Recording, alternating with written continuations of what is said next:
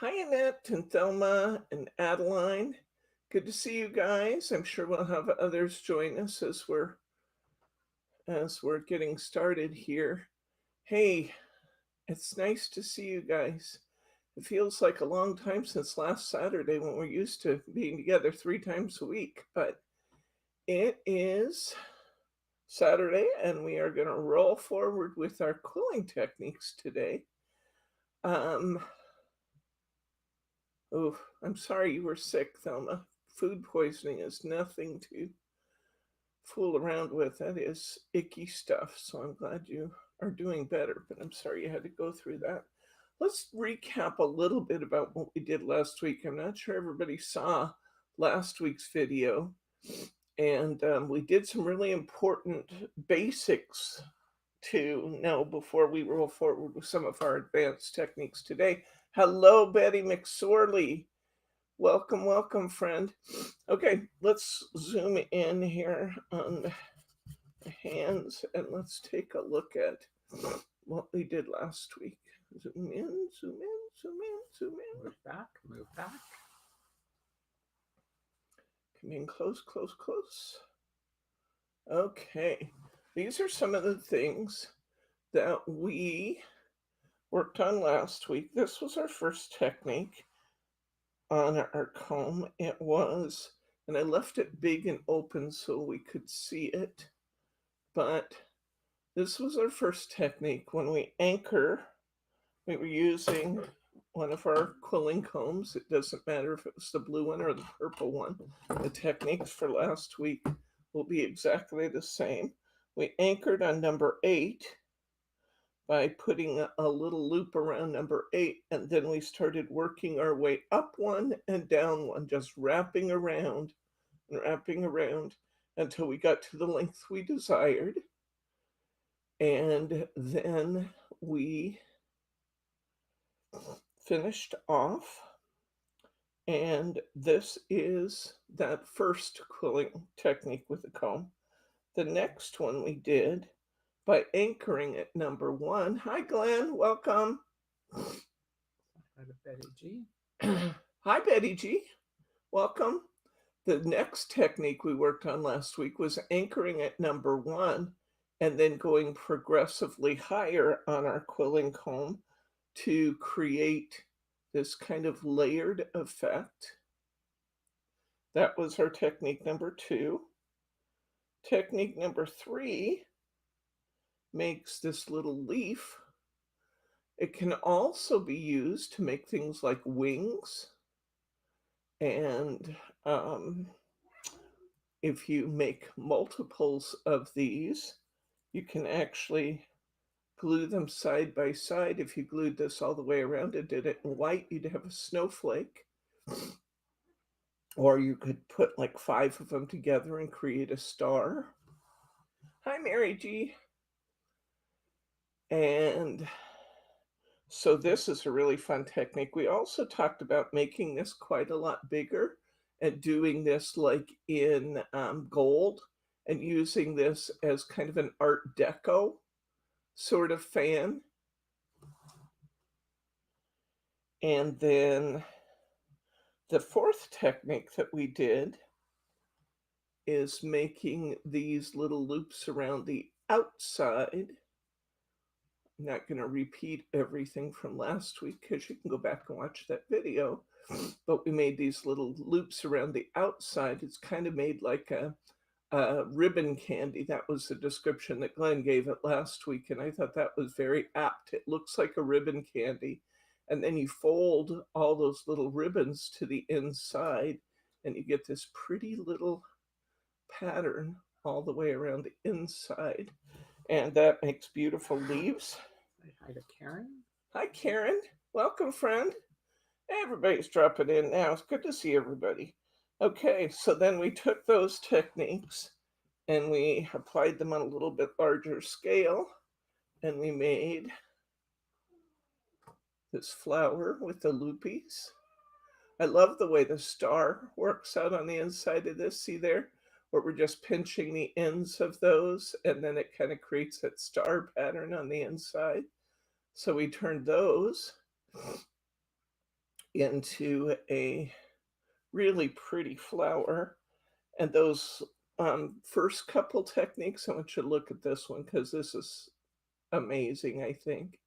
We use those first two techniques and we uh, um, created a bunch of different layers and glued them side by side. And we have this rounded and pointy leaf that's created. And I think that is just so pretty and lacy, and that's just gorgeous. So we made that. And finally, we used those first two techniques plus one more, and we made this fern. Now, one of the things we talked about when we made the fern was doubling a piece of quilling paper.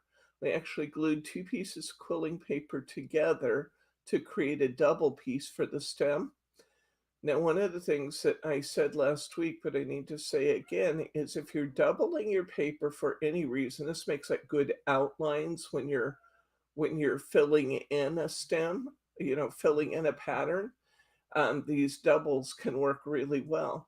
But one of the things you have to do with the double in order to achieve success with that is that when you glue the two pieces together, you need to let it sit for several hours or even ideally overnight.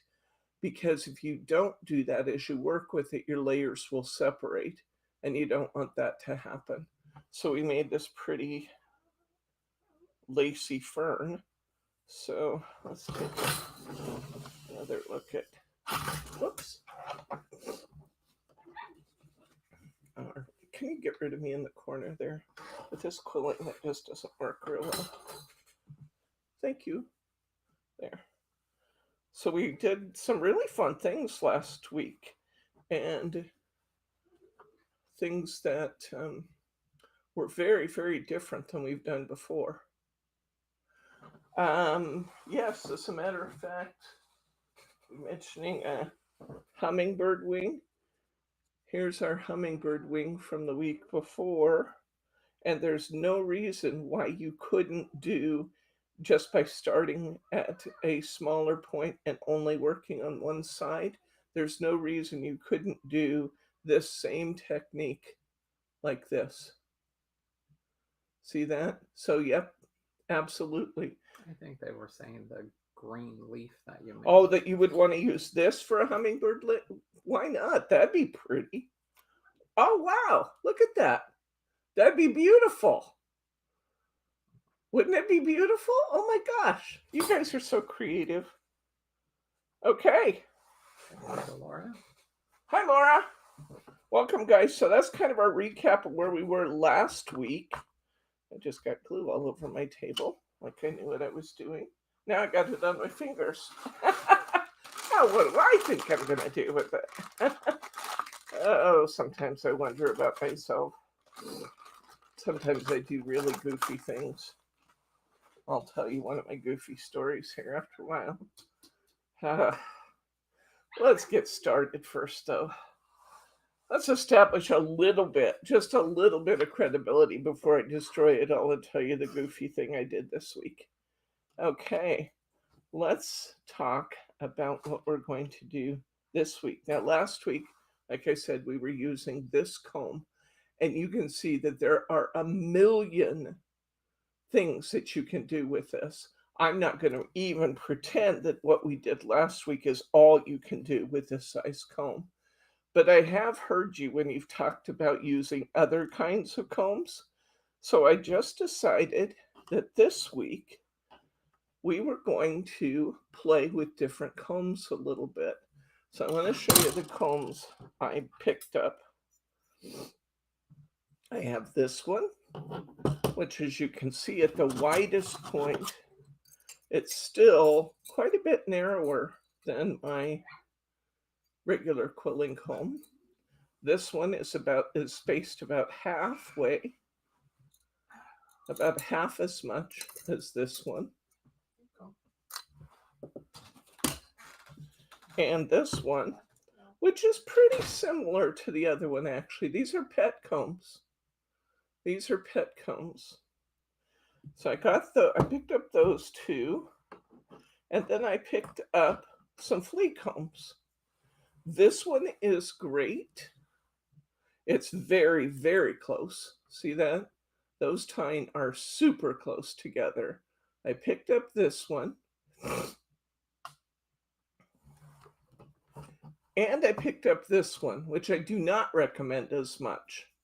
Now, I tell you why. A lot of the techniques that we're using here have to wrap around the end of the comb. See? And when you got those big wide spaces at the end of the comb, it screws up your techniques because it has a great big loop at the end. Now, there may be a time when that would be an okay thing, but it's not ideal for the techniques we're talking about.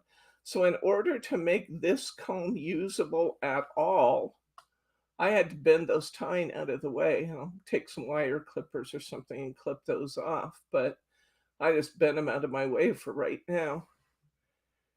And this one, these are both, I think this one of these is actually a lice comb, and I'm not sure which one, probably this one that's just like almost right on top of each other. And this is a flea comb. This is a flea comb.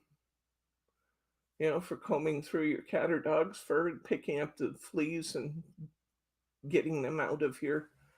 But this is a flea comb. I bought new ones. I didn't want to use ones that had been used for fleas, but this kind will work if you have one. You just got to bend those tine out of the way, and that's no small feat. So those are the combs we're going to use today. Again, don't feel like we're only going to spend 1 week with this. I just wanted to move on to something a little bit different this week and do something entirely different than what we've done before. Hello, Roberta. Welcome, friend.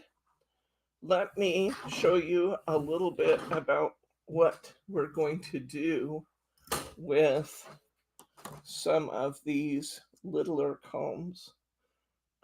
Bryce just disappeared, and I need him to zoom in, so he has disappeared at exactly the wrong time. I wish he'd leave me his remote if he walks out of the room. Let's see if you can get a good view there. There we go.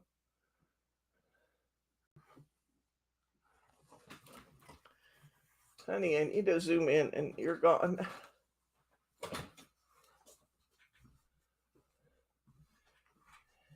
Okay.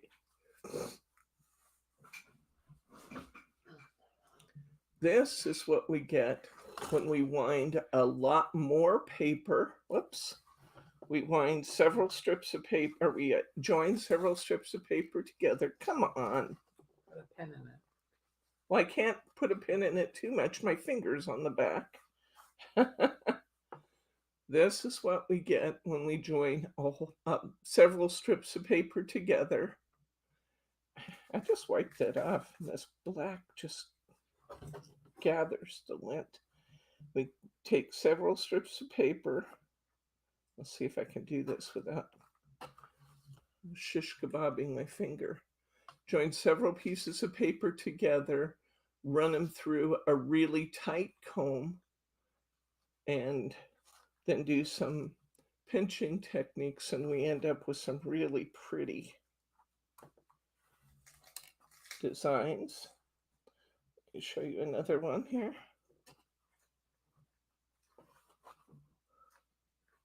Can you zero in a little bit so our focus isn't on all those little white dots and our focus is really on the paper? Zoom in more. Yep. Around. Yes. See if I can get those dots off of here. I need a piece of wide tape to take all my little dots off. There we go. There we go. Isn't that amazing? Okay, here's another technique.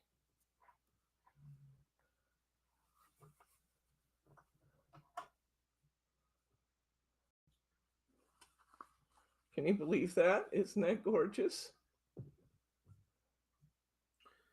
How many strips of paper did you glue together for that one? I glued, I believe, either 3 or 4 to get 3 long strips to get that one. Isn't that amazing?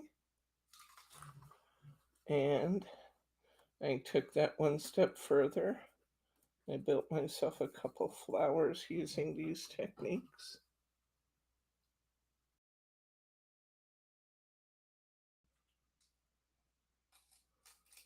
And today I'm going to show you how to do these. This is the last one that I did.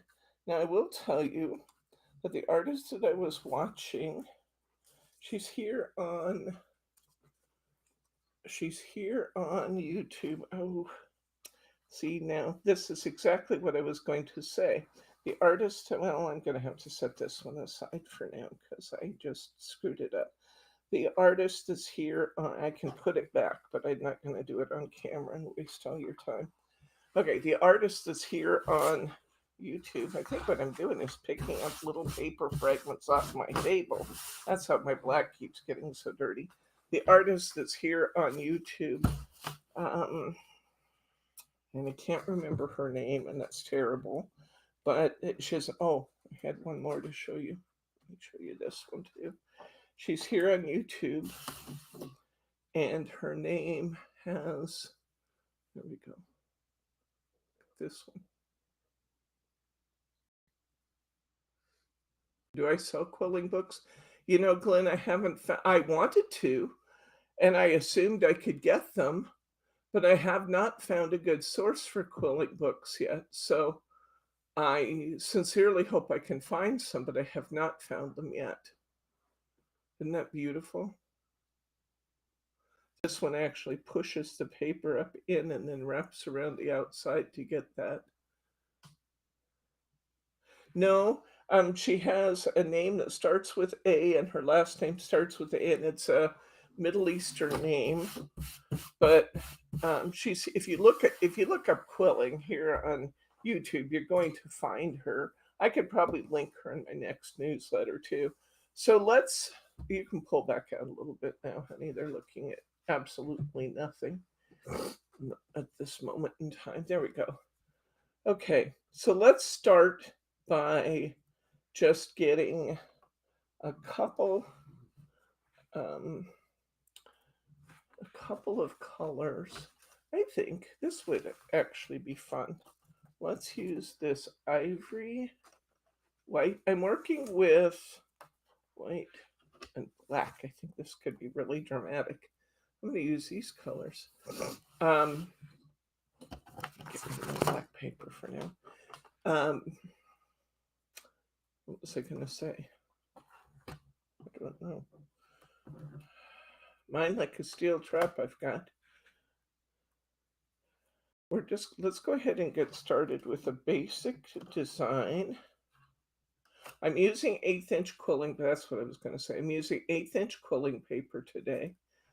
It does not have to be 1/8 inch paper. I just thought, well, since we just brought that in, let's go ahead and start by trying the 1/8 inch paper. I'm going to join the ends of these.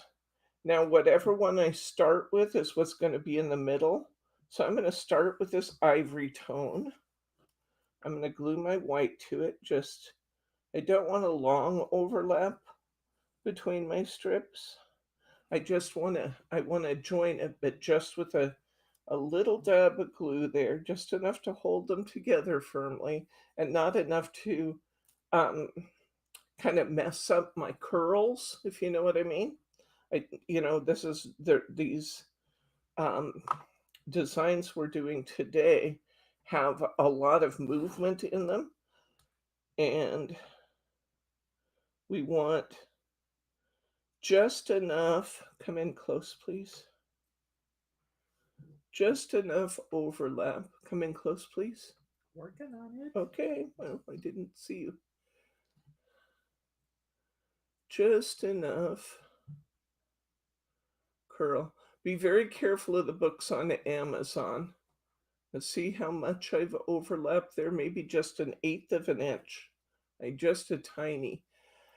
They have some really good books on Amazon, but you have to be careful because a lot of the Amazon books have no pictures, and they're any pictures they do have are just in black and white, and that's not fun for these techniques. So you do have to be careful. Now, once you have joined these together, hi, Mary R. Oh, I'm sorry, Kat's not feeling good. I want you to take the tool, the end of your quilling tool or of your needle tool. You should have your needle tool especially out while you're working here. I'm talking about this one. Keep this one out. In fact, let's just use that for this. We're going to take the end of our needle tool, being careful not to stab our fingers. Where is that camera? There it is. Okay, and we're going to run the paper. This is a super important tip. Run the paper over this like you were curling Christmas ribbon. You don't have to use a scissor blade, but you do need to run this over as if you were curling curly ribbon at Christmas. What we're doing is and then I want you to do the other side of the paper. So flip it over and do it again. What we're doing is breaking up those fibers. Hi, June, welcome. Breaking up those fibers so that this paper becomes very, very flexible. So give it a couple of runs on each side of the paper, and this paper becomes much, much more flexible. I'm going to start with my ivory side. I've got my Flea Comb now. If you just joined us, I said today we are going to do some new techniques with the Flea Comb. Don't try these until you've tried the ones from last week. Okay, I also started to say that the artist who, could you see if you can tuck these back in? It's really not tough to do. I just don't want to take up their time on camera. You can tuck those loops gently back in where they belong. The artist from whom I learned these patterns here on YouTube, she recommends actually gluing each one of your petals when you finish them in order to keep them from bouncing out like that one just did when I was trying to show you the purple one. Okay, we're going to start our comb by taking, come in just a tad more if you can. I know, it's going to be like that today. Don't frown at me. There we go. Tell Bryce how much we love him, guys, for putting up with me. We want to start by picking up the two outside tine on our Flea Comb. We're going to fold over just maybe a 1/16 of an inch, just a tiny bit over the top. Tuck that in with your nail or using your comb, your thank you, Annette. Tuck that in so that we have a kind of an anchored, but we're not gluing it, we're just kind of anchoring it that way. And then we're going to start winding our paper. We're starting from the bottom and bringing the paper over the top. I'm going to go to my third tine because I wound those around the first and second. I'm going to go down to number 3. You're off camera. Thank you. I'm going to go down to number 3. I'm going to come back around the end. I'm going to pick up the 4th one. Can you see what I'm doing? I'm just coming around. Now, you can tell that that these are tiny, tiny, tiny, and this is going to take a minute, but that's okay. Each time I'm just picking up one more. These are tiny, tiny little teeth. So it's going to take a little while. Hi, Sue. It's going to take a little while to pick up, to use 3 strips of paper on here. But if you want it to be curly like you just saw in those samples, you have to use a lot of loops to get that action to happen. So we're going to wind around. We're going to wind around almost to the end of, well, maybe not quite almost to the end. We're getting close to the end of my ivory. Wrap around.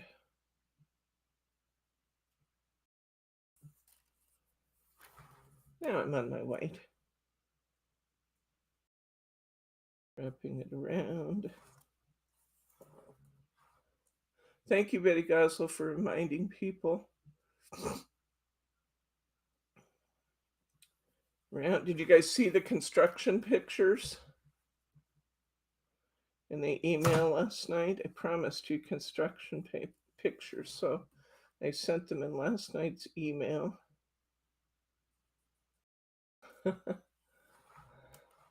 That big wrapped Christmas present in the middle of the room is something, isn't it? All that plastic wrapped around shelves and everything. Wowzer. But you can see why I can't ship anything, because it's all securely under wraps, literally under wraps. Okay, we've wound all our white. Now we're working on black. They're making good progress. I'm not promising anything, but it's possible that we might actually even get open a day or two early. It might happen, it might not. At the very least, we'll have more time to get stuff on the shelves. Yes, the newsletter that should be in your box right now, Annette, I sent you pictures. Okay, I'm going to come to the end here, and I'm going to go ahead, tear my end. And we have lots of new things too. Brittany was here yesterday listing them, but they can't go downstairs because, like I said, we don't have anywhere to put them. Everything is literally under wraps. Okay, so we have finished off our black. Here's what this looks like from the side. And you can see all those little loops created, can't you? That's why the Flea Comb is so good, is because it puts all those loops so close together. We finished off, we started with the ivory, then we wound on white and black behind it simply by joining our pieces before we started. Now we're going to carefully pull all of this off the comb, and there you can see it. There's our starting point and all of our loops. That's pretty just in and of itself, by the way. You could glue that right there and have a really glorious, pretty piece. But we're not going to stop there. We're not going to stop there. I don't know, maybe we should just for the first one, but let's just see what happens when we play with it. So I've got this. I'm actually going to squeeze this down a bit. Hi, Elsie, it's good to see you. Squeeze this down. Now I'm going to go to the pointy end. I'm going to the pointy end, and I'm going to start squeezing it down this way. And it might be, this is a little piece, but I'm going to start pushing it down. Did you get it, huh? Yeah, it popped right back in, didn't it? I'll show you that purple one. Bryce fixed it for me while we were looking at this. Okay, I pushed it back down all the way, starting at the pointy end. Now I'm going to take these. See where my end is here? For this technique, I'm going to grab that center section and pull it back this way. Pull it back towards my hand. And I'm going to come back out here to my pointy end.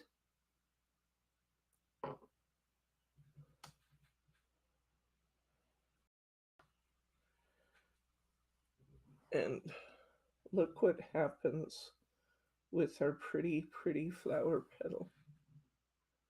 See the turn we're getting in it? Now, if I don't get enough turn in it, I can do it again. I go to my pointy end, I squish it down.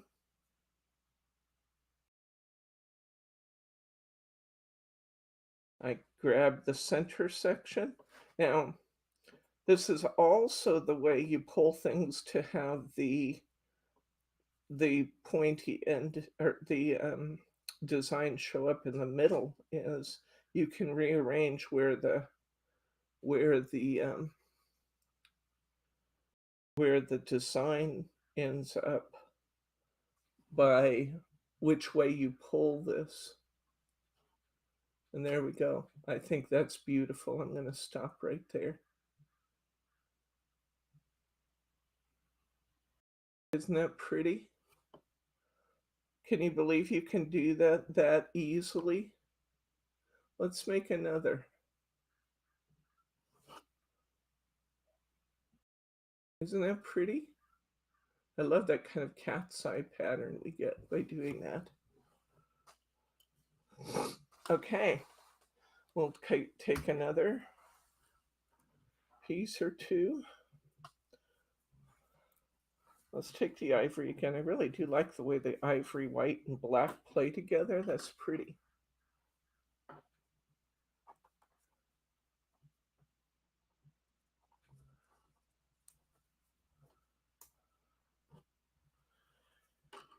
We're going to do another one just like it, but we're going to do a little modification on our technique this time. Let's get a black, and then I'm actually going to want an extra black, speaking of framing it. We're working on a flea comb today. And for those of you who are not in yet, you can use this kind. Let's see, this kind, but I caution you that you don't want these big, heavy plastic pieces at the end. Now, if you already have one, you can do what I did. You can ruin your flea comb. You'll never be able to use it on your cat again because you'd scratch your cat or your dog. But I pulled the tine back. I'll take some wire clippers later and clip those off. But I have to get those out of the way in order to wind around the end. Okay, so that was the first one I got. Then I learned better and got this one. I also have one. Let's see. This works fine, although this one does not have, see this one? This one has much further apart teeth than this one. And the closer the teeth are for this technique we're doing right now, the better. Okay, so I have that one. And then I picked up these combs here so that I could play with my techniques. These are virtually the same. One is maybe that, this one might be just a tad easier to use than the wider one, but it doesn't matter. They just came together and they're virtually the same comb. What's important is that on the end of the comb, there's nothing there blocking you from wrapping around. See that? You could, I think, do the same technique that we're doing using this end of the comb, but I would recommend you probably would want to use wider paper, and you probably would want even more strips of it, more strips joined. But let's go ahead and join these together and do our next technique. Ah! Okay, zap me, Mary R, because I got this beautiful cup sitting right here. I moistened my baby wipes, and then I did not put my glue bottle into it, so it's there dripping on my table. Which was better, I guess, than completely drying up inside my needle. Okay, we're going to overlap these by maybe 1/8 of an inch is all, guys. Really, really close. Just enough to bind them good. I'm going to come here to the black. If you get too much glue, just wipe a little of it off with your finger. Put my black on. Just about 1/8 of an inch, just all the overlap I'm going to need. Give it just a second, and then do that important, it's very important, curling tip we talked about.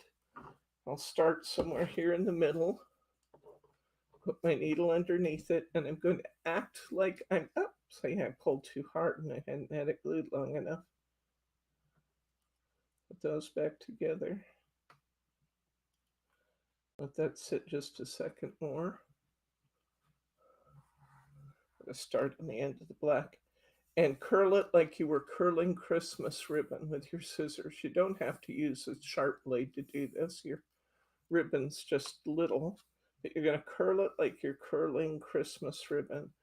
This is an important technique I've learned. If you don't do this, they don't unwind properly. They don't wind properly. So get under there and curl that like you're curling Christmas ribbon. It doesn't have to turn curly, by the way. That doesn't matter. What matters is we're breaking up those fibers a little bit. So I'm doing the entire length of the piece on one side.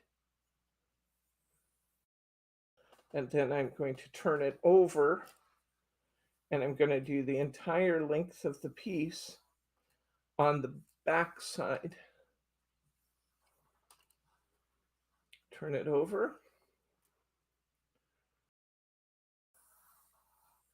We were going to go to a 4th of July picnic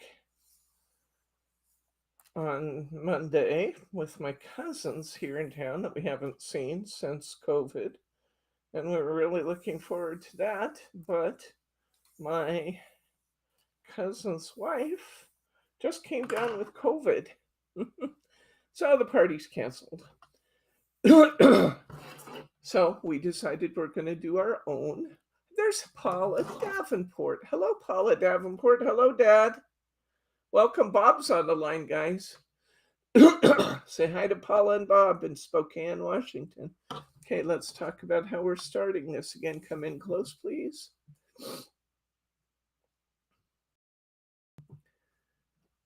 Dad went off to Spokane so he wouldn't have to listen to all the jackhammering.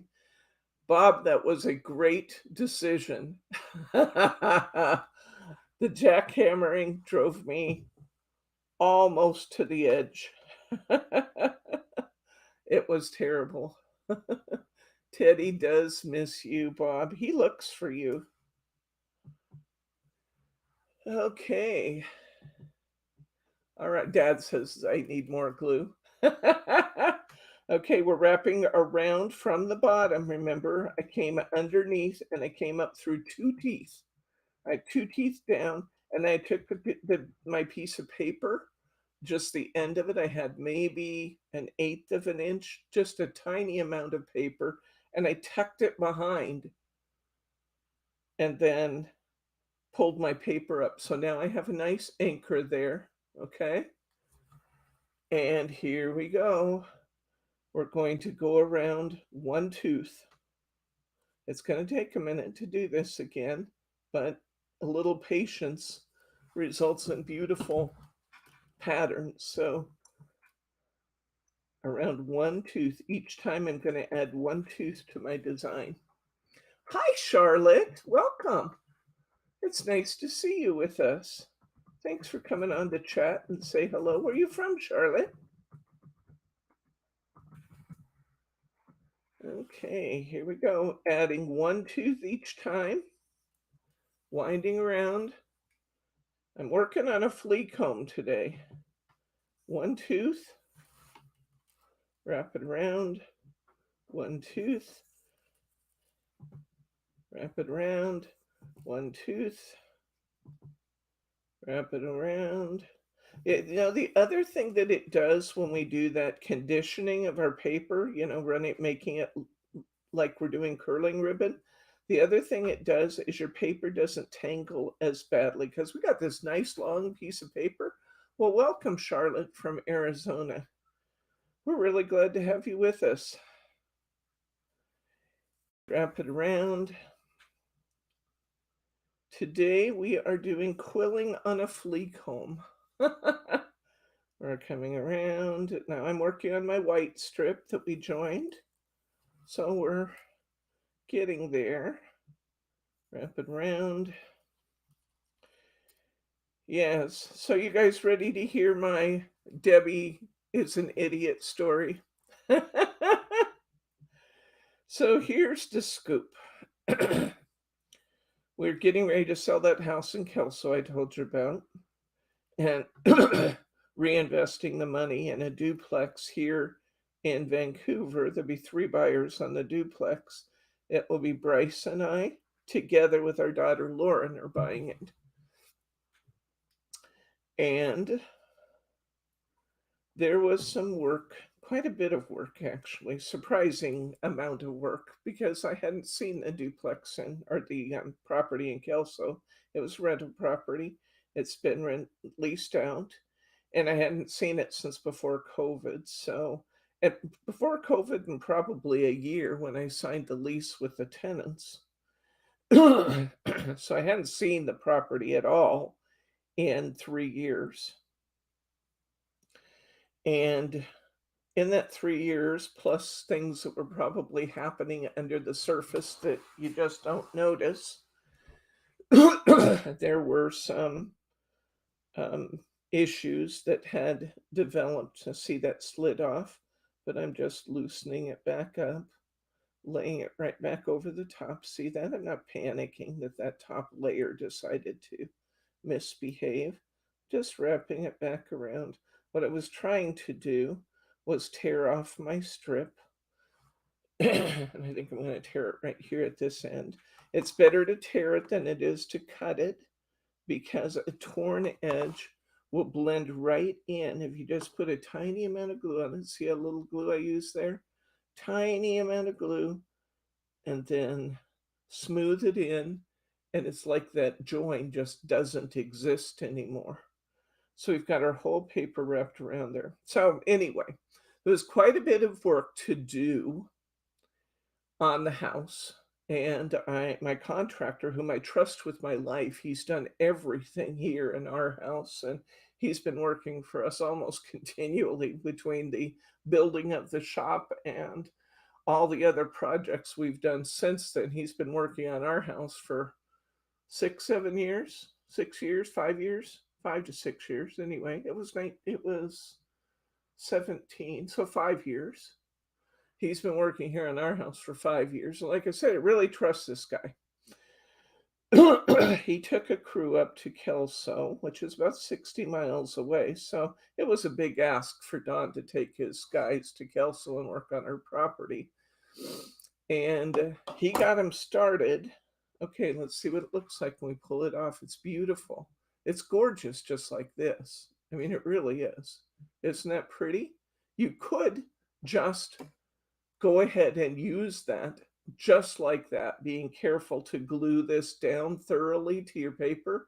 I recommend putting the glue actually on the paper and then setting this into it so it doesn't try to lift when you're smoothing the glue on here. Put the glue on the paper and then set the whole petal into it. That's a good way to do it. Anyway, this is gorgeous, but we're not going to stop there. We're going to do something different this time. I'll come back to my story momentarily, but it's time to do something different. This time, I'm going to hold my paper down here in this hand, and I'm going to use either my pokey tool. I think my tweezers will work better. I'm using a pair of heavy tweezers, and I'm going to start pushing this down. Oops. Pushing this down from the top until I get this pretty deep in there. Okay? So I just pushed it starting at the point. Now it looks like this. I'm going to, you have to kind of hang on to the whole thing at once, but I'm going to, maybe I could push that down even just a tad bit more. Let's do just a little bit more. Oops. Now I knocked it off to the side. That wasn't really what I wanted. I should have probably stayed where I was, but that's okay. It's still going to be beautiful. I'm going to take my other black strip that we kept out. My other black strip, sorry, I'm moving around here. I had to get my strip. I'm going to put it on the outside here. A little glue there. Doesn't matter that I don't tear this end because it's going to get covered up anyway. And I'm going to take this entire black strip and wind around what I just did. Okay, pulling that together at the end there where I was pinching it and just wrapping this around and around.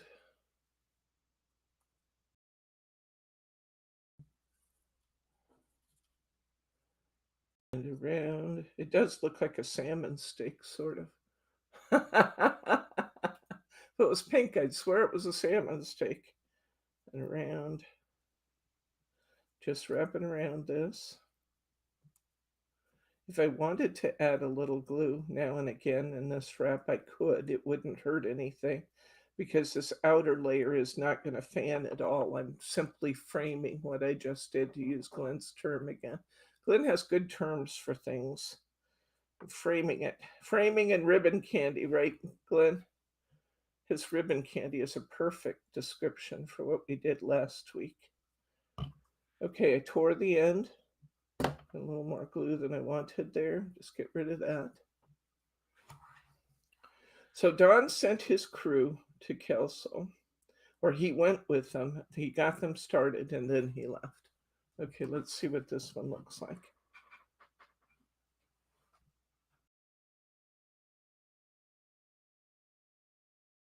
There we go. Look at that. Isn't that neat?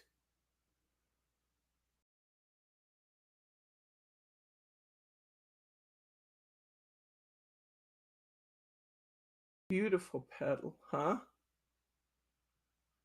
It could be a fish if you wanted it. Create a little triangle for a tail and some little wings. Isn't that beautiful? That's what we get just by using the quilling comb, guys. Okay. So we have kind of a diamond colored or shaped one that we did first. And we've got that little salmon steak. Second. Let's do a pointed flower. Let's do a pointed flower now. You want a solid color like the red one, or you want a black white? You want to just be able to contrast the patterns. What would you guys like? You want a black, white, and ivory one again, or you want a bright color? This is the one we did just before. Oh, see, this is the problem with these. This is the one we did just before you came on, Paula. And the thing you got to watch out for is they will unwind. So I would get these glued down fairly quickly. Okay, I have a vote for a brighter color. So let's do a brighter color. Show them your star first. What? Oh, yeah, you guys never did see the purple, which Bryce fixed.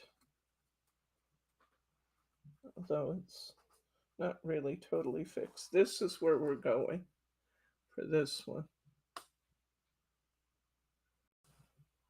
This is the pointy flower.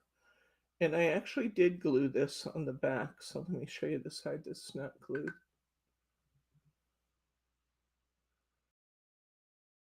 Okay.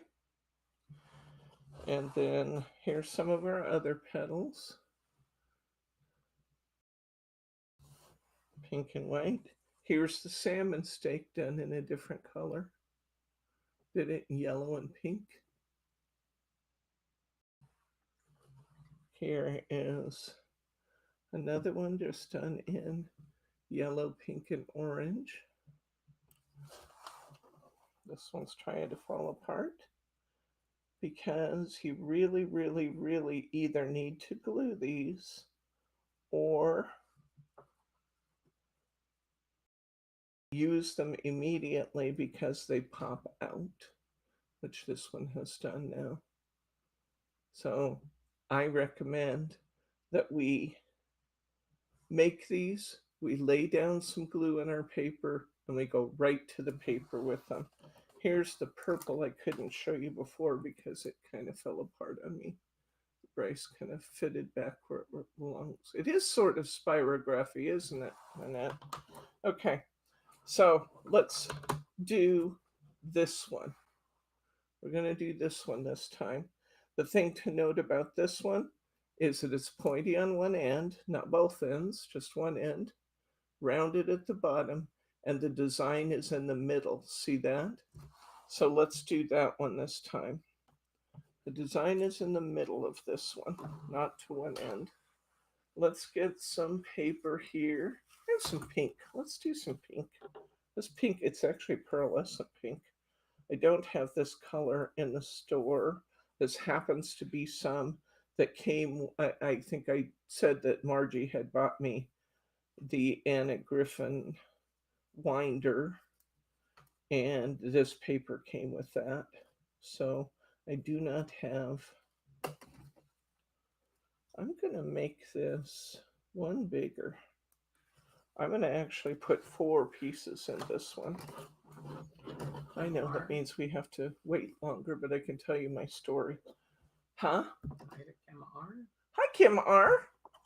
Welcome, friend. Okay. Little tiny bit of glue. Just enough to hold it. That might not have been quite enough. A little bit of glue there. Oh, small overlap. 1/8 to a 1/16 inch overlap. Important because if we overlap too far, it won't unwind right. A little bit of glue, 1/8 to a 1/16 of an inch. Join them. A little bit of glue. So we have to be a little bit careful of these joins because ideally you join them and give them 2 or 3 minutes to dry and then do this. But we're in class, we're going to just do it. So they may pop apart, they may not. But I'm going to just try my darndest to be a little bit careful with those areas while this is a super important. Happy birthday, all the K's, Kim and Katie and Kelly. Okay. Oh, it's you and Katie, not Kelly, but Kim and Katie. Happy birthday. We're using the handle of our pointy tool to just condition this paper. And by conditioning, we're how did I get around on that? Oh, I didn't. That's just a fold. Okay. But by conditioning, what I mean is we're using the handle of our tool as if we were going to be a teenager, Mom. We are using our handle to run underneath this to just kind of break up the fibers a little bit. Now I'm going to flip over my paper and I'm going to do the exact same thing to the other side. This is a super important part of this process. When I was watching the lady here on YouTube do this, I missed that by watching one of her later videos first, where she didn't explain this as thoroughly, and my designs just weren't turning out right. And then when I watched some of her other videos, I realized this paper conditioning part of things was just super, super important. Glue bottle back where it belongs. And here we go. We're starting it again. So look again at what we're doing to start it. I'm coming through my paper, just like this, just coming into my comb. Got some glue on my finger there. Coming into my comb, I am wrapping this paper around. I have a little tab at the end. I'm wrapping it around, and I'm using just enough paper that I can kind of catch that paper with this piece coming up from the back. So the pressure I'm applying on this is going to hold that little piece of paper there, which it didn't because I was talking. And okay, there we go. I've got it wrapped around, and it's going to hold. Now I've got the first teeth caught. So that's what gives us that little bit extra opening there on our flowers, right where the center is. I'm going to add one tooth. Now I'm going to add one more. So now I'm in the fourth tooth. Just kind of stacking that as I go, wrapping up and around the entire little packet there. Each time I'm adding one tooth. And anyway, go back to the Don story because I got time now. So Don got his crew started in Kelso and he left.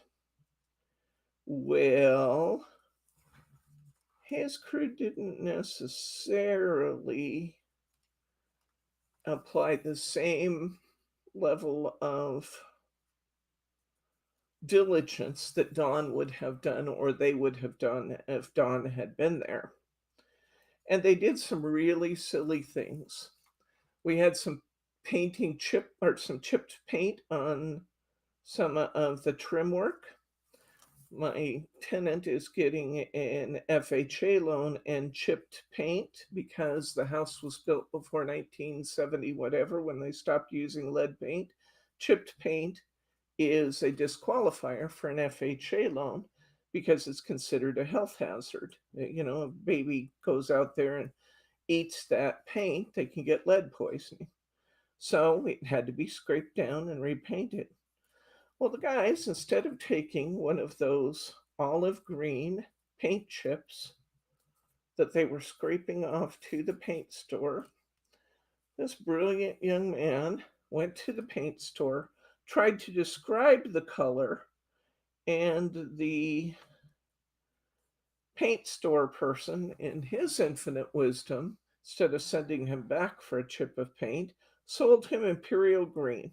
Now, let me tell you about Imperial Green. It's like Kelly Green. It's Kelly Green. So they were scraping off paint chips and touching up the paint with Kelly Green over olive green. That was one of my problems. They had to replace a step in the back. There's just two little steps down from the deck to the yard. Most people would just kind of step over the steps, but there was a step on the bottom that was broken. So I had Don's guys rebuild the steps back there. Well, they threw the wood out in the yard and left it there. I asked them to clear off the roof, use a power washer and just clear off the roof. There was quite a bit of debris accumulated up there. Instead, they swept it up, which was probably okay, and they put it in bags and left the bags on top of the roof like, you know, like naughty Santa had been there. They left the bags when they left that day on top of the roof. There were just any number of problems to the work that they did. My tenant slash the person who is my buyer, who's buying the house, came home from work and he was furious for very good reason, I might add. Really good reason. He sent me pictures and then I shared his fury. I shared my thoughts with Don and Don was furious. Now you see how that all goes.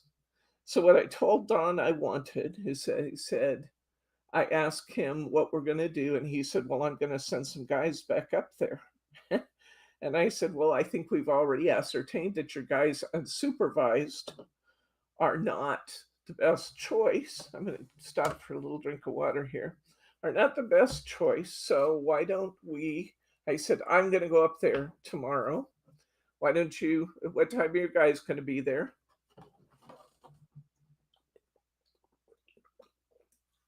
He told me, and I said, I'll be there. And I said, Don, these guys need to know they need to do exactly what I tell them to do. And if they don't, I will not be happy. And he said, you got it. I'm going to tell them if they say they have to kiss your feet if that's what you ask for. I said, there will be no feet kissing, but there will be some good trim work. So I got there. And the first thing I asked them was, which one of you brilliant guys went and got the paint? And he fessed up. And I said, now I want you to go over and get one of those paint chips, go back to the paint store and buy paint that matches. And I said, you better hope that they can match it very closely. Because if they don't match it closely, you guys will be repainting all of the trim in Imperial Green. That's the choices. And the other guy, not the one who was going to the paint store, later I learned his brother, said, well, we're not painting all the trim. And I said, wait, let's get Don's input on that. As I called Don, Don called him. He said, Debbie, we'll do whatever you want. So let's hold there for a minute. The guy went off to the paint store. Oh, crumb. Well, see, this happens sometimes, guys. I went to pull it off the comb, and if you don't pull it consistently, it can unwind on you because we have lots and lots of layers. But see there, I was able to tuck it right back in. And there we go. There's our beautiful piece. Like I said, beautiful just like that. But we're not stopping there. Okay, so this time I'm going to push down from the top to the center. I want to go clear down through the center piece. So I'm squishing it, and that looks pretty good. I'm going to catch it that way. See, there we go. It's now that piece that was on the end is now in the center. See that? See, our starting point is now in the center. Now, before I grabbed this and kind of pulled this direction, I'm not going to do that because I want that hole in the center this time. So this time, I'm going to hold this piece in my left hand. If you might have to transpose if you're doing things right-handed. Exactly, Mary R. I'm going to pinch this side. I'm going to round this out, round it out, and sometimes, like this one, it will look absolutely beautiful on the first try. I'm going to pretend it didn't look beautiful, but that looks great. See that?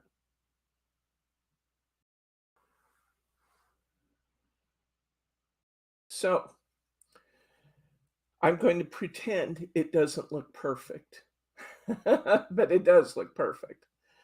But I just want to show you what happens if it doesn't look perfect. Come back on your pointed end, squish it back towards the middle, point it again, grab a piece again, round the bottom out, and you give it another try to be beautiful. See there? Can you see how gorgeous that looks this time? That is our pointy petal. Now, I've got a couple of edges here where I have pinched it. I can either do that to both sides so it's even, or I can kind of smooth this side out a little bit with a little bit of TLC. And I've got my beautiful pointy petal. This is called the pointy petal fold, believe it or not. That's what it's called. Isn't that gorgeous? So this one, we're naming these ourselves. There's our pointy petal. We've also done this one that it's the design is more to one end. See there, a little bit more to one end. It's kind of almost in the middle. And this is like our marquee. And then we have our salmon steak. I think she called this a heart fold. To me, it's a salmon steak. I really like this one done in the yellow and pink. You can really, really see that. Maybe more so than you can in our black ivory and white. But those are our folds for today. That's our 3 folds. Now, obviously, I can do these folds and make leaves. Any of these could be a leaf. Any of these can be a flower petal. If I want to make them bigger, I use a bigger comb, perhaps bigger paper. Okay. If I want to make them, I can't really make them much smaller because you do need a lot of folds of the paper. It took 3 strips to do this little tiny guy. The closer your teeth are on your comb, the more compact your design will be. Okay. Now, so I went to Kelso. The guys are there. I sent one of them back to the paint store. The other guy went around and continued scraping paint because there were a bunch of places they didn't do that would have disqualified my tenant for the loan. What do we want to do here? Let's make another one of these pink ones. Maybe we'll build a flower while we talk. So they're scraping paint, and the guy gets back from the paint store with his much more appropriate paint color. They start repainting over where they have kind of messed up the trim. They have to cover everything imperial, of course. So there's quite a lot of painting to do between what they didn't do the first time. There are a couple boards to be replaced where they didn't catch some rot that needed to take place, to go out. And so I didn't have anything to do while I was watching. I'm not somebody who should be on a ladder scraping paint or on a ladder painting for that matter. I know that of myself, so I did not try to do that. And besides that, I was paying these guys to do it. Why would I? But I did start. My grandmother had an absolutely glorious rose garden between her side door and her front door. It's just beautiful, or it had the potential to be beautiful. It was 3+ years out of control. And while the rose bushes were still there and doing surprisingly well, given the fact that they hadn't been trimmed or anything, the roses were still there and blooming. I can use anything I want to do this conditioning. Now, this is going to be a little curlier than it needs to be, but I can't. And my point is, I can use anything to do this conditioning on the ribbon. I just need something to run along the ribbon to break the fibers a little bit. So I had nothing to do. So I started pulling weeds in the rose garden. I'd pull a few weeds and then sit in the car for a while because that is not work that I have become accustomed to doing. That's harder work than I'm accustomed to doing. Let me just say that. Once I've done that, on one side, I'm turning my paper over and I'm going to go the opposite direction, which should make it a little less curly, and that's good. My join here on my paper kind of slid a little bit. I want those lined up so they're nice and straight. So I start pulling weeds, and it's about noon or so by that point in time, and I've pulled quite a few weeds. Now, the fact that I have pulled weeds in part of this nice big rose garden and not pulled weeds in the other part makes the other part look even worse than it did when I started. You know how that happens? And I had the weeds kind of cleared out in places. I had big stacks of weeds sitting there, and I'd done part of it, but not all of it, and that did not look great. So I called my nephew, and I realized the inspection is supposed to be at 3 o'clock. And I called my nephew and said, "Do you want to come help me?" And he said, sure, I can do that. So he doesn't drive. This is the nephew that had the brain surgery. He doesn't drive because his epilepsy is severe, and it would be, until that's controlled, that would be a hazard to other drivers. So I said, I'll come out and get you. And on the way out there, I had this stroke of genius, or it felt like genius to me. I thought to myself, I'm not sure we would have to weed all of that if we could just kind of knock the weeds down, put landscaping fabric over the top, and bark. We could probably knock this thing out in a couple hours and have this looking really good by the time the inspector gets here.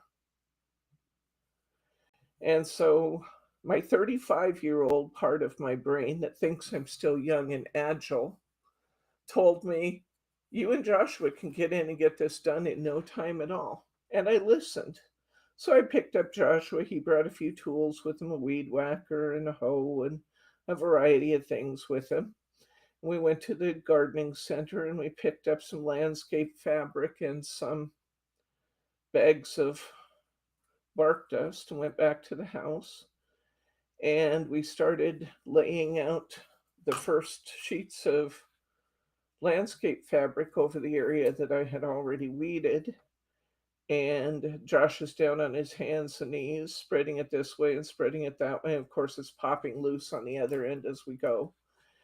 And I said, well, let me just grab a bag of that bark dust and we'll, hold it down with the bark. Well, that sounded like a reasonable thing in the 35-year-old part of my brain. So I went over and picked up that 30, 40 or 30 or 40 pound bag of bark dust and barely get it to the sidewalk next to where he's working, let alone cut open and poured out. And I thought, this just isn't going to work. I can't handle those bags of bark dust. Each time I go here, guys, I'm picking up one tooth.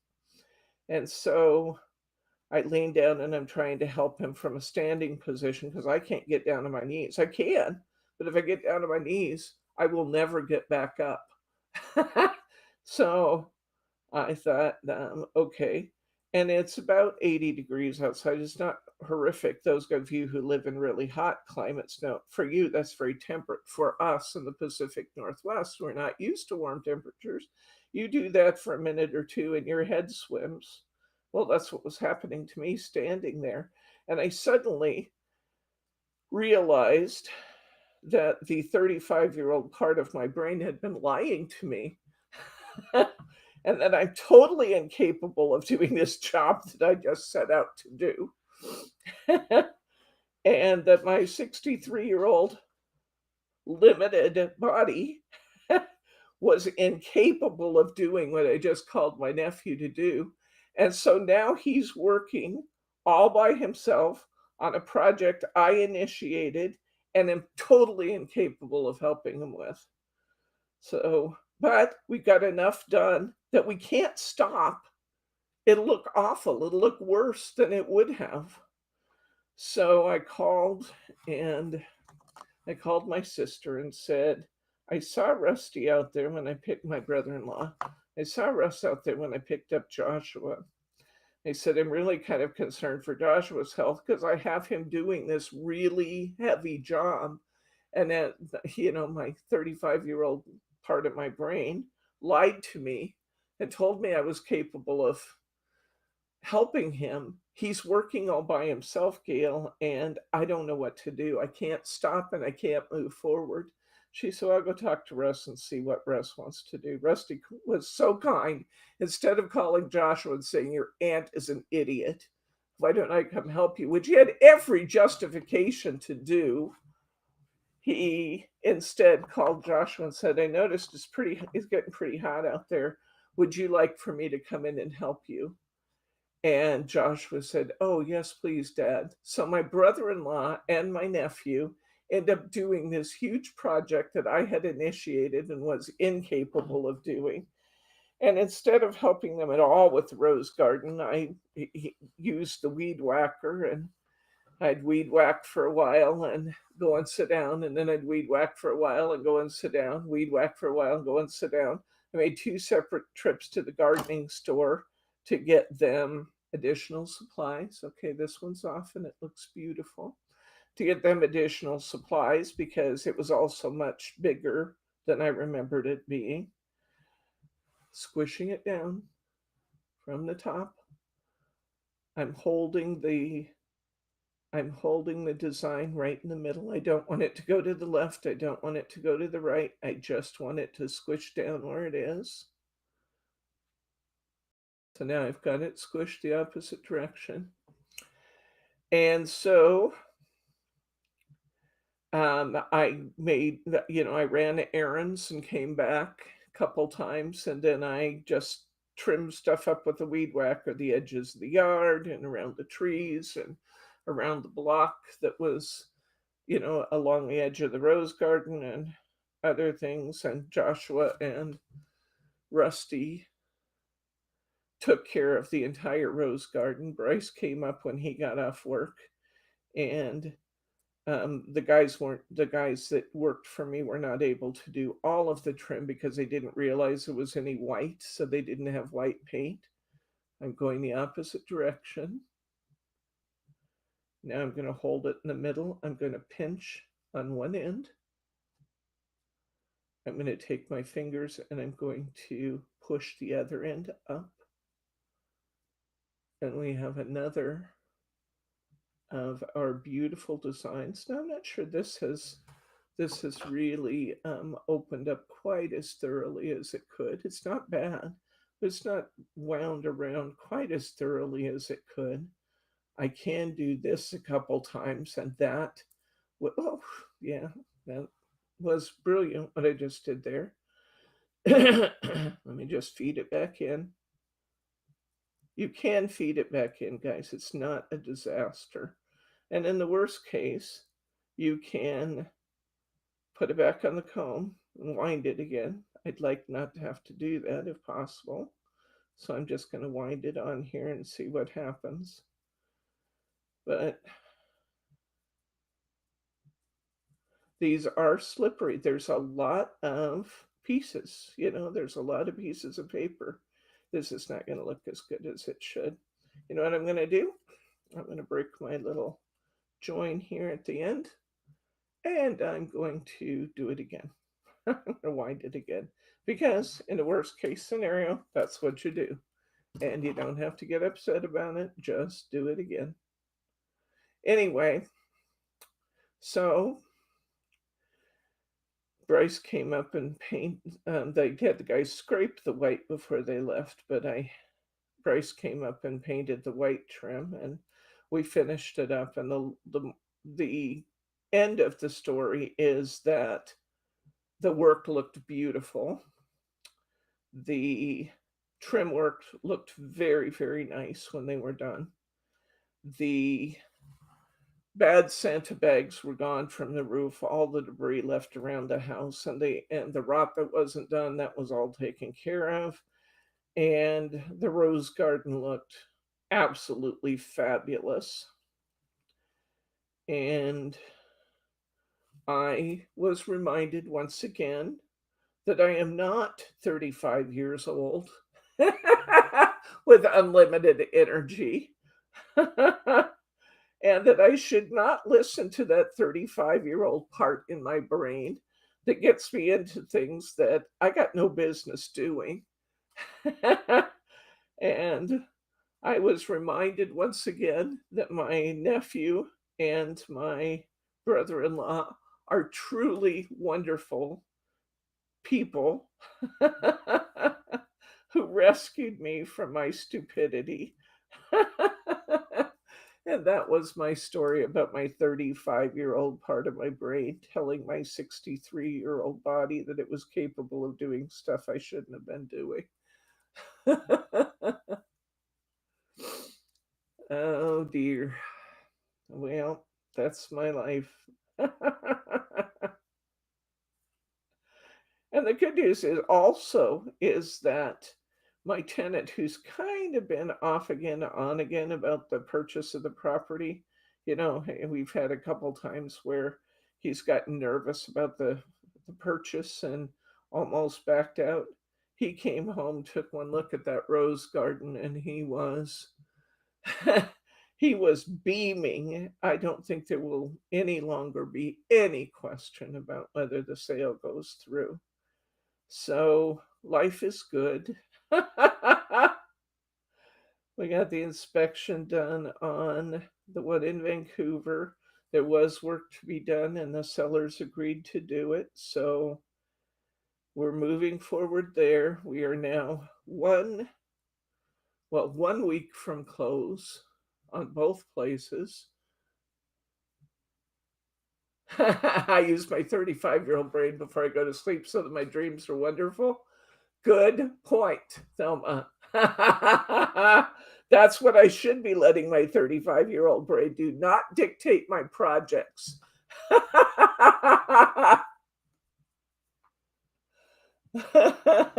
I'm so glad I had people to help too, because it would have looked atrocious if I left it half done. Oh my gosh. Sometimes I'm just crazy, guys. It's just true. Sometimes I exercise really good judgment, and I am, you know, I feel quite capable. And other times, like, yes, was it yesterday? No, day before yesterday. Yeah. Then I just realized that I have to think about things rationally before I trust my brain. Oh my gosh. Roberta, you have no idea how crazy our lives have been in the last 3 weeks, especially. Use 35-year-old brain in your dreams and think with your 63-year-old brain when you're awake. Yeah, good idea, Annette. I had a reckoning with that whole fact this week. Who gave Bryce his gray hair? Me or the girls? I'd say it probably is a toss up. He'd say I've been in his life longer, probably, given the opportunity. He's smart enough. He's just sitting there grinning and not saying. Okay, last time I messed it up. Here I am. I've rewound it. I'm pulling it off the comb. I'm squishing it down properly.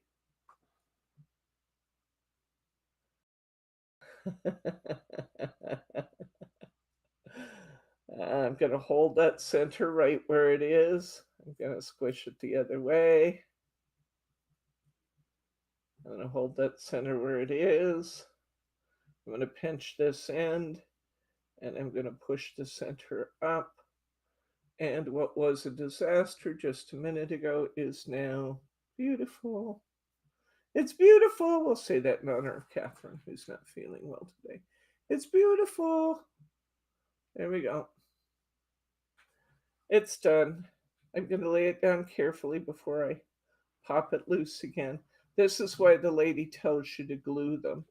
Now, I noticed, and I'll just tell you why you're not seeing me glue them. I noticed, I want you to see how pretty these fit together too. Can you get me, I'm on camera again. Yeah. There we go. Look how beautiful these look when you fit them together. They're going to be gorgeous.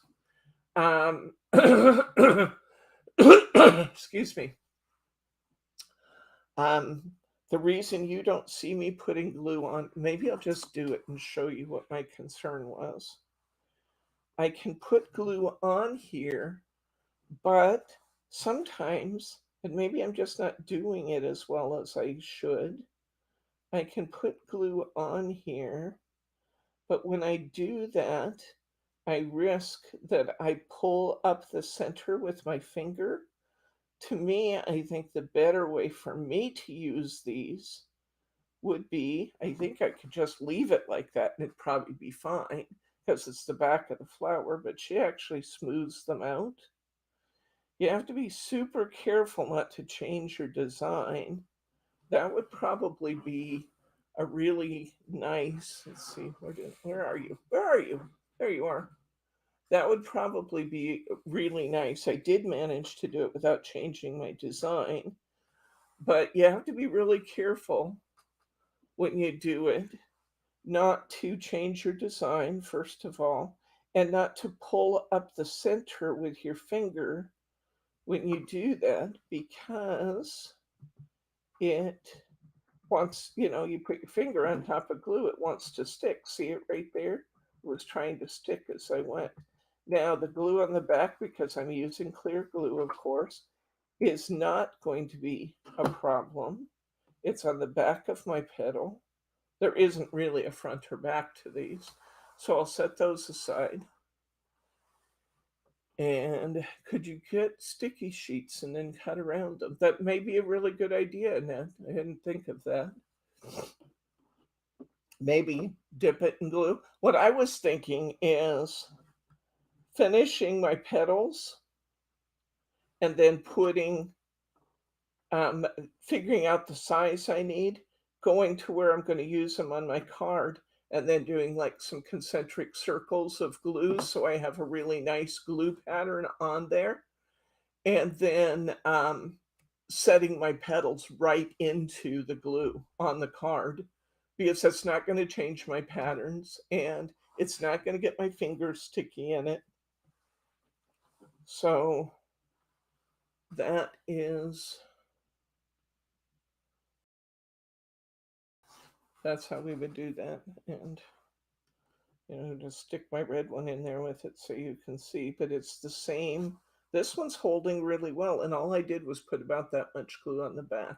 So it can be glued, and that's her advice. The sticky, that's maybe a good idea. But aren't these beautiful? We've learned, what time is it? 3:30. 3:30. Well, we've only been at it for an hour and a half, but that's pretty much what I have for you today, guys. I mean, I can sit here if you guys want to keep chatting, and I can make another one if you want to do that. Otherwise, we are. Said you were going to make a card with these. I did. Well, I was talking about making a card with one of the ones I did last week, but I could. I would like to get into things in my son. Okay, I know not to be fixing things. Yes. John's not here to bail you out, so don't even think about it. That is wise advice. Yes. Brittany said when she heard the story, she said, "Why didn't you call me? I would have come down and helped Joshua finish it up." And I just didn't think about calling her in from out of town. But yeah. Kim asked how the warehouse is going. The warehouse is coming along. Did you see the pictures in the newsletter? We have all of the products are in the middle of the floor, all the shelves, all the cabinets, everything is in the middle of the floor with plastic over the top of the entire thing. It looks like one gigantic Christmas present wrapped in clear.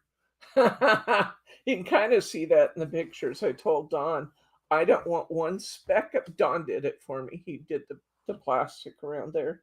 He said, I don't want one speck of dust to get anywhere near these products. I don't want any odor. I don't want any dust. I don't want anything impacting our products from this project.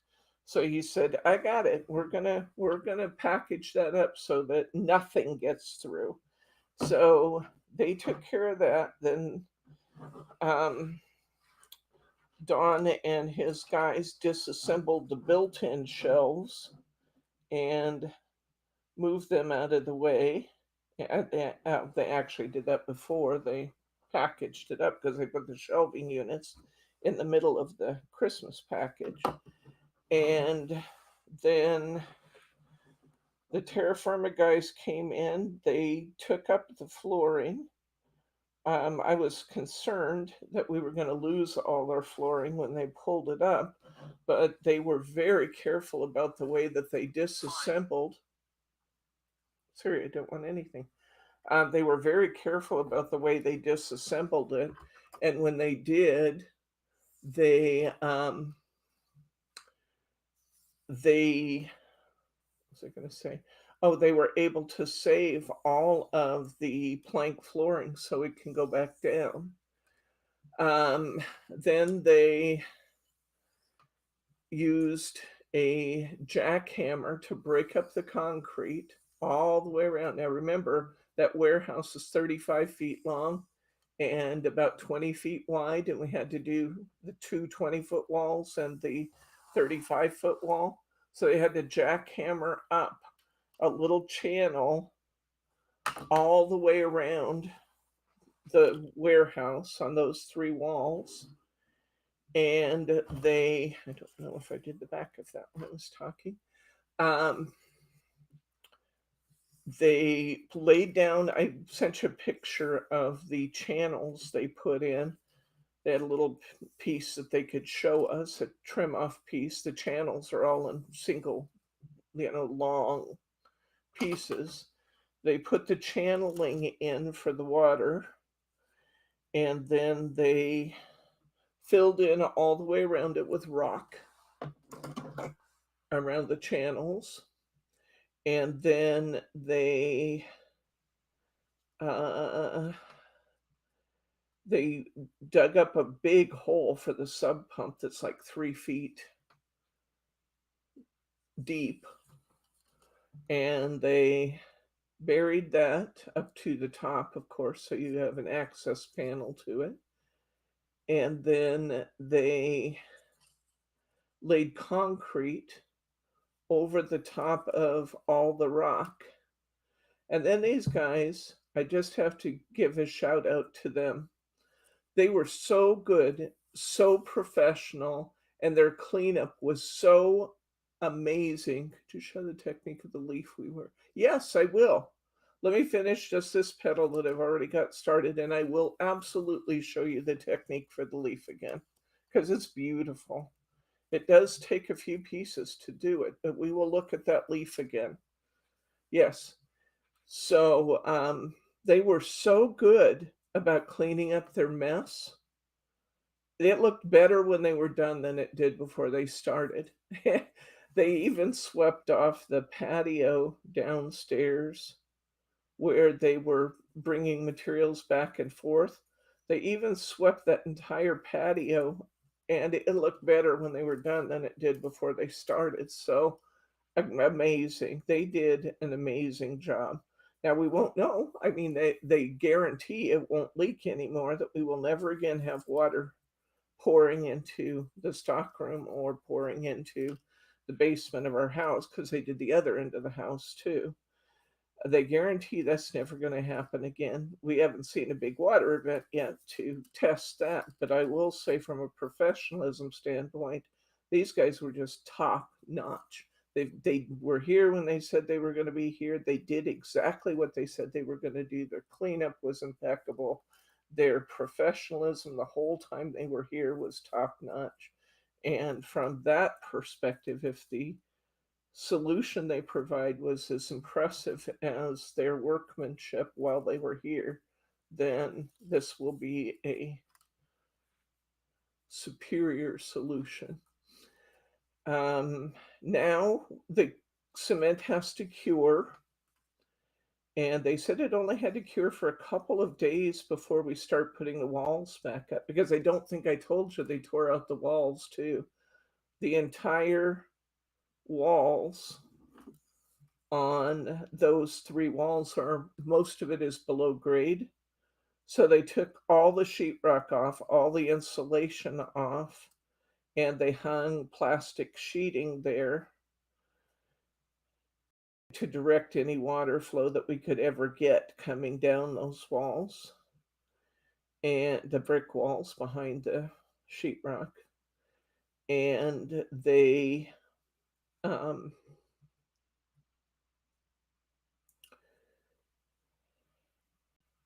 they so we're going to have to replace the walls and the insulation. Don's crew, his contractor, will be here on Tuesday to start putting the walls back and the insulation back in.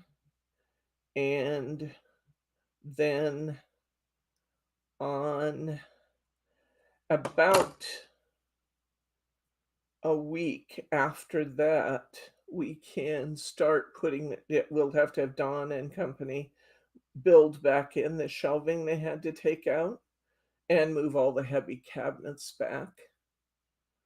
So they will come back and do that. And once that is done, we can start loading 180 boxes worth of product back onto those shelves in a manner where we will know what is where, which is a huge part of the project, just making sure that we know exactly where our products are so that when your orders come in, we can get them right and get them out reasonably timed. So there's 3 petals of our flower done. Let's make a leaf. I have to have my notes for that, though. I have my notes right here because there's some dimensions to consider. We're going to get back out our quilling comb from last week. This is the one we're going to use for the leaves. I want to show you the leaf again and show you why this one's important for this. You want this comb or this one. Either one of these is fine. The teeth are slightly closer on this, but either one of these is fine. Both of these have numbers on them. So let's go through, and we want more space when we make this leaf. So this is the comb to use. And let's get my notes back in. So you guys may not have known last week I was using notes, but they're right here next to me. So I was checking them as I went. Say goodnight to Thelma. Good night, Thelma. Love you, friend. Okay. Let's see. Get all of my stuff out of the way. I'm gonna need some green. What do I have for green? The box out here. This is what I'm using for my quilling strips. I'm gonna need quite a bit of one color, so make sure you got plenty when you start.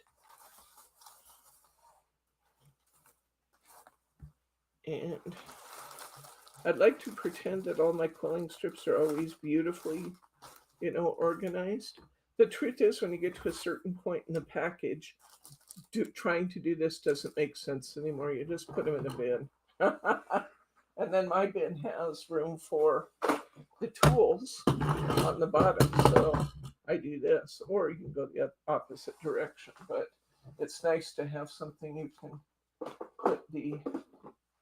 get everything together really easily. Okay, let me get to my leaf.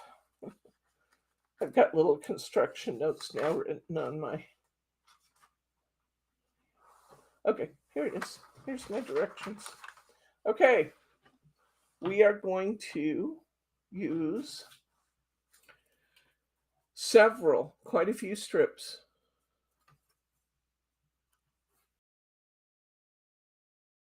Teddy and Bryce and I are going to the ocean, just the 3 of us. It's going to be great fun. The other beautiful thing about the Esther Lee that we're going to, I've told you how much regard I have for them, is that they allow pets in certain rooms. So, yes, thank you, Roberta. We think you're the best too. Okay, on our first leaf, we are going to start at number 8. We need to build an anchor. And an anchor is just something that allows us to be able to have a tiny loop as a starting point. So I'm going to put my anchor on number 8. You can glue your anchor if you want to. You don't have to. I'm putting my anchor at number 8, and my first wrap is going to be around number 7. So I've got my anchor there. See, I already unwrapped my anchor, so I'm going to glue it because I have a problem with pulling my anchors loose. So I'm going to put just a little. You do not have to if you're better than me, and that's okay. I'm more than happy to admit that many of you have a much lighter hand and will be better at this than I am. Is that 2 strips? No, it's just heavier paper than I expected. Okay, so I put just a tiny little bit of glue. I'm going to slide this on with my paper from underneath. My strip is hanging down. And the very first wrap I'm going to make is I'm going to come around number 7. You'll notice I did not do paper conditioning with this. You don't have to. The next wrap I'm going to make is up to number 9. So I'm starting in the middle. I'm adding one and taking one away. So I went from 8 to 7 to 9. Now I'm going to come down to number 6. I will go up to number 10.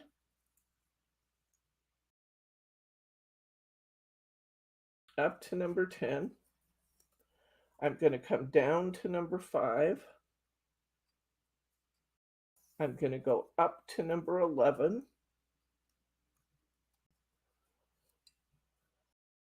I'm going to tear off my strip. I'm going to glue this whole back side. I'm going to lay my strip over the top so I have a seamless piece. So on my comb, I'm going to slide it off. This is what it's going to look like. This is my centerpiece for my leaf. This is the first piece. Next, I'm going to take a long strip again. I'm going to use all these little ones too, but I'm going to take a long strip. My next strip is going to also start at 8. I got to get a little anchor.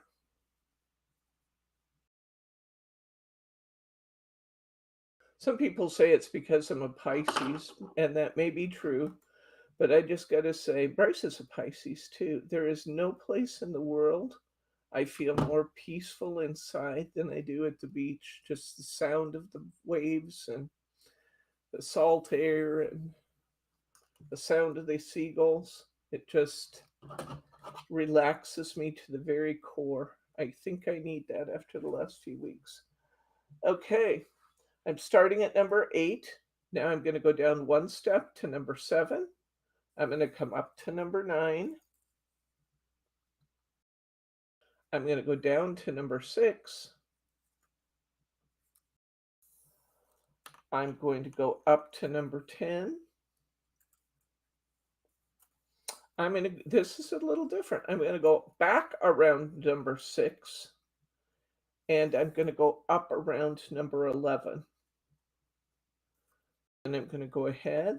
I'm going to tear off kind of at the end of my strip again, and I'm going to glue this whole back piece down.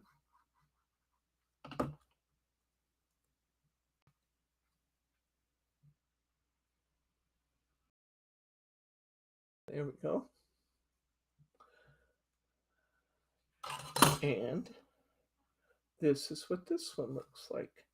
Now I want you to set it down on your table with you'll see the loopies kind of at the bottom.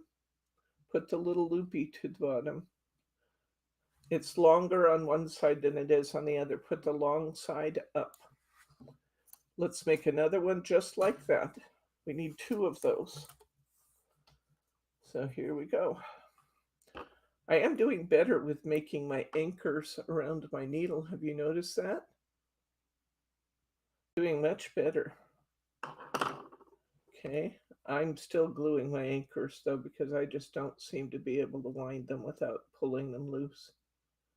So I'm gluing my anchor. I'm going to put it on at number 8. Paper on the bottom. Come up around number 7. Go to number 9. Go down. around number 9. Oh, and I still managed to pull it loose. See there what I do? You just can't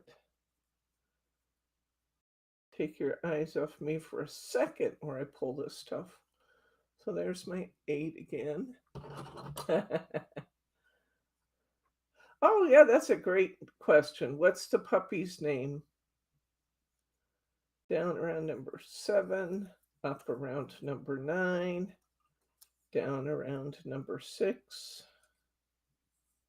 up around number 10, back to number 6. We're doing that one twice.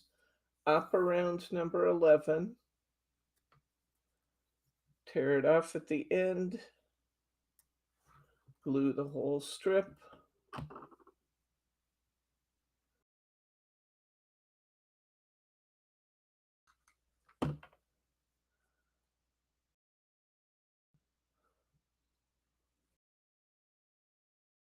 Pull this off, put the shortest end to the bottom, and now I have 3 pieces ready to go. Next, step 3, we're going to anchor at number 8. I think I can start using some of these shorter pieces now.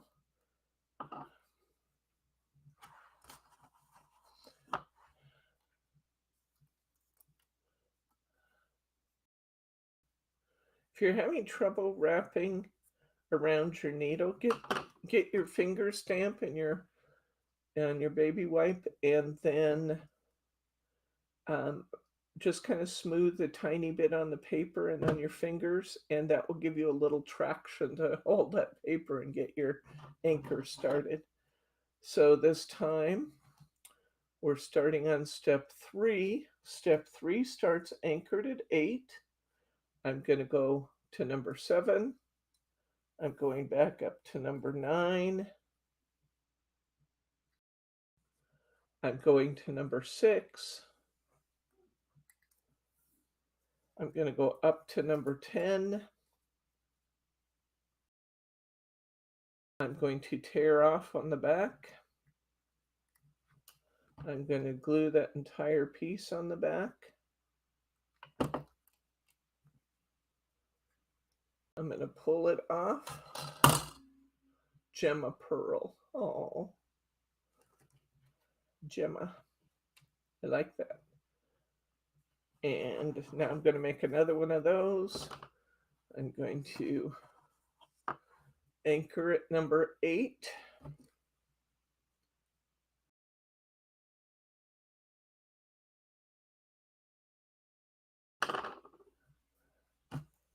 Teddy doesn't really have a middle name, but if he had one, it would probably be Bear. Teddy Bear.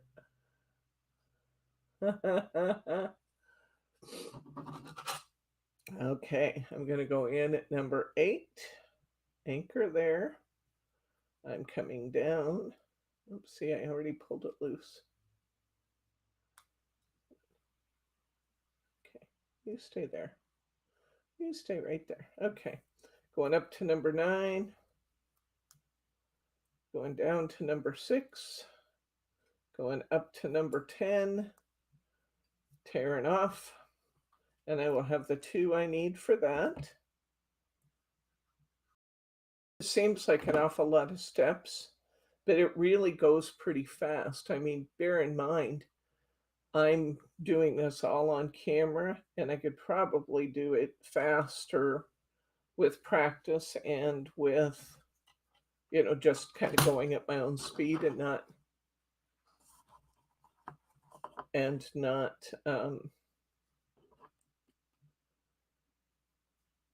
explaining everything.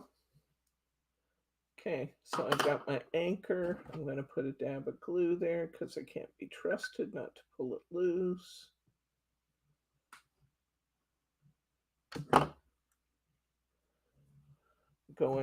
This is step 4 now.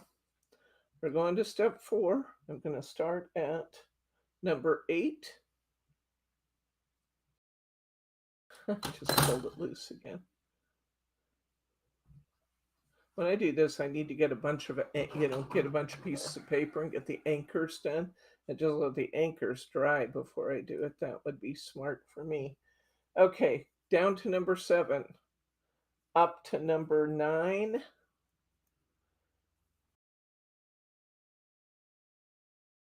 Back on number 7 again, up to number 10. Diane says hi. Hi, Diane. I'm going to tear it off. Oh, come on. There we go.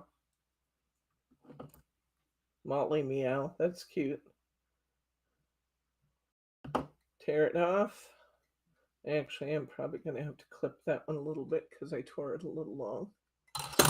Oh, I'll clip it. It's not the worst offense. It is if I can find my scissors on this messy, messy desk. Well, nothing quite like bringing in a big tool to do a small job. There we go. I'm going to set this down so that the loopy part's at the bottom. I'm going to do one more of these. This is the last one, I promise. It takes 7 pieces to make a leaf. Wrap it around my tool. Bitsy Rose. Oh.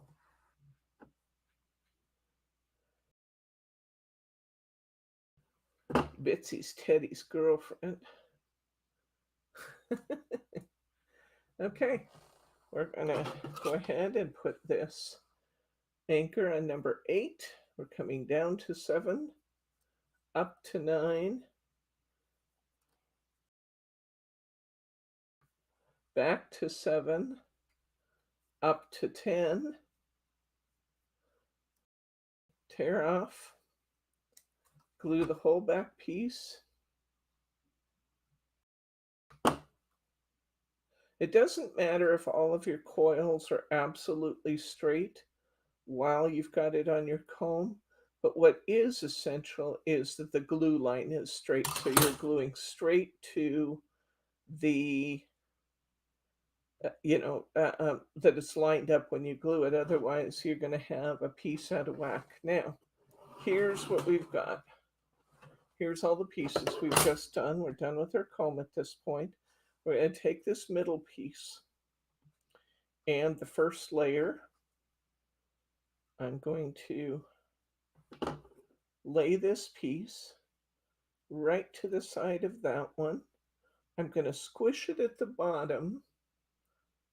I'm going to create a point at the bottom, and I'm just kind of smoothing the top. I'm going to flip it over. I'm going to get my other longer piece. I'm going to add it on. I'm going to squish the bottom, and I'm going to smooth the top.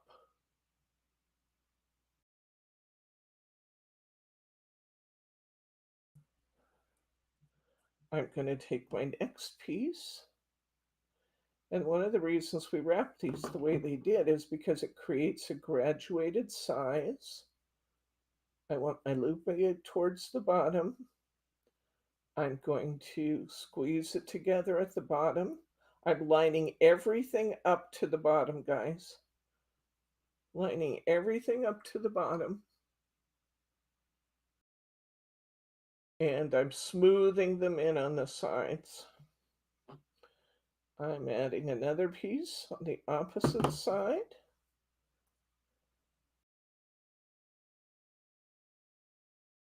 I want my loop to the bottom.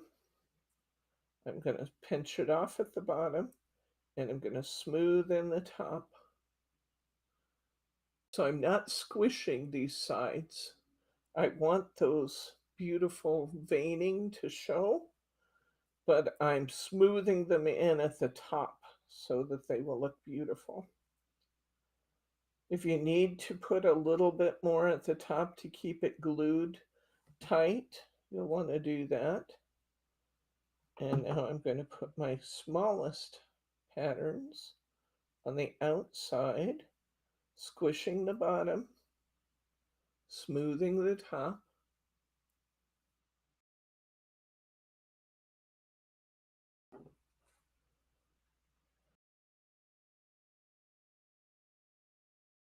I'm going to add my other small piece, pinching it in at the bottom. Looks like I could use a little more glue at the bottom here, a little more glue there, smoothing it in at the top, and make those relatively even on the sides. And here is your finished leaf, Annette. And the last one I did squeeze this a little tighter than I did last time. But here's our leaves. Or if you want them to be wings, your wings. Because there's your hummingbird wings. If you want them that way. Aren't they beautiful?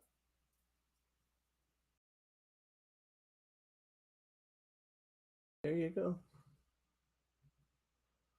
That's what they look like. Look at all that gorgeous veining. And see, it doesn't take that long to make one, especially if you were making quite a few and you could wrap each layer, just put them in a little container.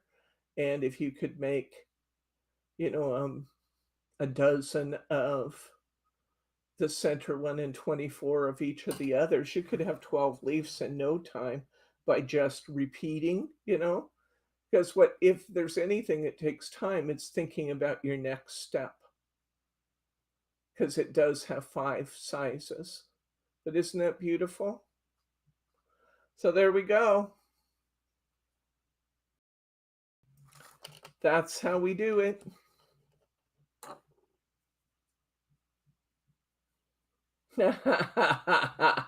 Mary says now Bob's talking about getting Gemma a companion dog. That's funny. I think that's kind of funny. You saw me re-glue there. It's pretty wide bottom. I was just kind of trying to pinch that in a little bit more on the bottom. But it's beautiful. Okay. Guys, I think that's it for today. And I want to let you know we don't have class on Wednesday because we have nothing new. And besides, I won't be here. We don't have class on Thursday because I will be gone. And we don't have class on Saturday because I will be gone. I'm sure we will be here the following Saturday. So what does that mean their date is? Let's look at that. Let's look at a calendar here. Just want a monthly calendar. Where's the monthly month? Okay, so today is the 2nd. We will not have class on the 9th, but we will have class on the 16th. So I will see you all for the next class on July 16th. Be here. And we will continue quilling. I know we are going to continue quilling. I haven't decided exactly what we're going to do yet, although we may try a new quilling tool. That's my thinking, is that we may use a husking board next time. I will take one to the beach with me and I will play. Don't think that means I'm working. I will play and I will learn how to do some nice husking. And I think that might be what we do next time. I don't know for sure. But that's my thought, is we'll do that. So are there any questions, any comments, any pearls of wisdom that you would like to share before we get away for the day? I know it's not a real long class today, but we accomplished what I wanted to do. Is there anything else you guys would like to ask about? Have a little swig of water while you think about that. If you have not already hit the thumbs up, I sure would love it if you'd do that for me.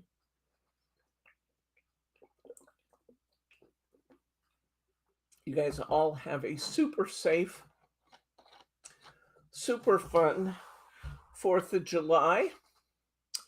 We will see you not next week, but a week from Saturday, right here. And we will do something new and fun with quilling. We are really developing some great quilling skills. So I hope you guys are enjoying it as much as I am. Once again, that date, I left it open on my calendar because I knew I wouldn't remember from that to now. We will be back on the 16th, July 16th, Saturday, July 16th, we'll be back. I should be able to give you a little better idea on reopen date as of that point in time. We will have the walls up, and we will just be looking at when we can get the shelving back in. And once we get the shelves in, then we got to take that 100. We still had 180 boxes of hunky dory left after our huge sale. Can you believe it? 180 boxes. So when I tell you we have more hunky dory than any other US store, you can believe me. We still have 180 boxes left. So we're going to have to get that 180 boxes, get everything back and well organized on the shelves. And then we can open up the stores again. Thank you, Brenda. We absolutely plan to. If you're watching for the first time and you haven't yet subscribed to our channel, please just hit that subscribe button. You don't want to miss an episode. We're doing fun stuff. We're learning a lot. We're playing together. We have a very fun social group. So hit that subscribe button and don't miss us. So that's it for today. I'm going to say good night, Gracie. Bryce, wake up. Hey, you, Bryce. I'd throw something at him, but I can't find anything that won't hurt him. We signed off. Goodbye again, guys. You done? Quit. I'm done. I'm really more than done. Bye again, guys.